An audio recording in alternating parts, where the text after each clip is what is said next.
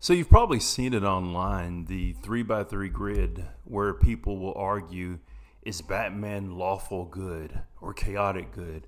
Deadpool is definitely chaotic neutral.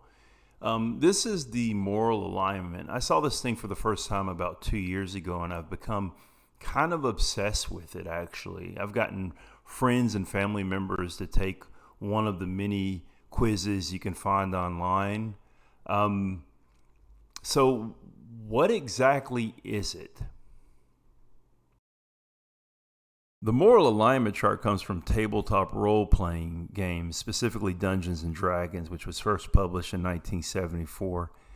I got to admit a thing here. I mean, this may be a strike on my nerd bona fides, but I've never actually played Dungeons and Dragons. I have no idea how to play Dungeons and Dragons. I can barely even say Dungeons and Dragons, apparently. But I did really like the movie with Chris Pine. Anyway, also the 80s cartoon wasn't too bad. All right, let me continue. So the first version was just a single axis, lawful, neutral, and chaotic. This was apparently directly inspired by the fantasy novels of, and this name, Michael Moorcock. I'm sure this guy had to really be able to throw hands with a name like that. Anyway, so his novels featured cosmic forces of law and chaos, and they're constantly battling. And characters would choose a side, not based on good or evil, but whether they supported cosmic order of supported cosmic order or wild freedom. So I guess the idea is that it went beyond the concept of good and evil. I think of these cosmic beings, transcend the human concept of good and evil. But D&D evolves, and the designers wanted to include those elements, so they had to do something. In the late 70s, they decided to introduce a second axis to bring literally more dimensions to these categories. That axis went good, neutral, and evil. So now you have a 9-square alignment, the one that we see. So you have categories like lawful good, neutral good, chaotic good, and so forth. So now you have a system which can help dungeon masters and players quickly define their character's motivation. At least I guess, like I said, I've never actually played Dungeons and Dragons.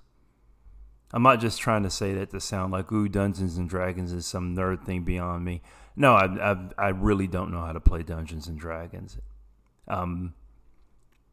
If anything, a lot of tabletop games maybe I should be embarrassed to admit this, they kind of confuse me. But let me continue. So what do we have with this thing? On the horizontal axis, we have law versus chaos. And this is a character's relationship with rules, order, and tradition. So on the vertical axis, we have good versus evil. This involves empathy, altruism, and how much they may respect life. So at the corners in the center, we get these 9 alignments. We have lawful good. This is a character which will help others and respect laws. We have neutral good. This is someone who wants to do good but doesn't really care much about how that good is done. Then we have chaotic good. This is a rebellious hero who breaks the rules for the greater good. We have lawful neutral, the judge or soldier who follows orders above all. We have true neutral, the true neutral character. Their actions are driven by balance and pragmatism, and for better or worse, apathy. Chaotic neutral, this is a character who values freedom above everything else and is unpredictable.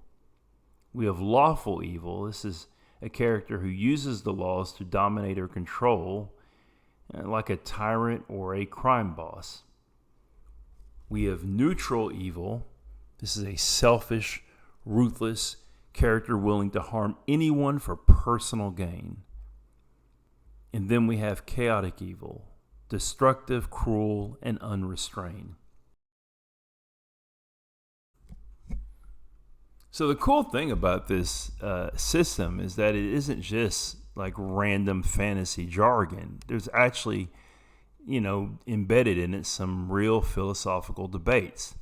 Think about law versus chaos. It mirrors the question about order and individual freedom, the tension between following the rules and questioning them. This is a question philosophers have argued for centuries. I mean, even think about just the idea of how we have a kind of a social contract versus just, personal freedom. Is it better to uphold the social contract or act on personal conscience? And good versus evil asks the really timeless ethical question: do we act out of altruism or self-interest? What does it mean to be good? Is it about intentions? In literature, these ideas show up everywhere, from Tolkien's Middle-earth, where free people resist Sauron's tyrannical order, or comic books. Comic books is full of this, really. Superheroes and anti-heroes who navigate these lines daily. And it really can be extended to all types of fiction where you have characters dealing with moral dilemmas. Everything from Star Trek to Star Wars to Breaking Bad, The Wire. And you can find these charts.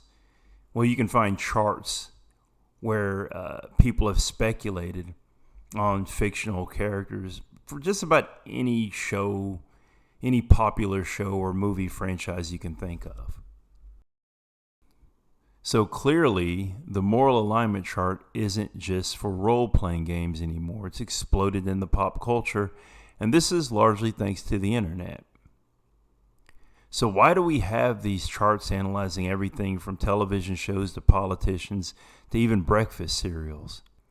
Because it's a playful but surprisingly effective tool for comparison. Like I mentioned earlier, what is the difference between Batman being lawful good or Batman being chaotic good? Well, you could ask the question: you have two characters that are good, but how are they good? So it works because it simplifies complex personalities into a recognizable pattern. And this will bring debate and maybe a little humor, maybe some insight into why we like the characters. So I've gone this whole video without actually saying where I fall on it. The interesting thing is that there's nothing really scientific about it. I guess it's really kind of more of a philosophical discussion.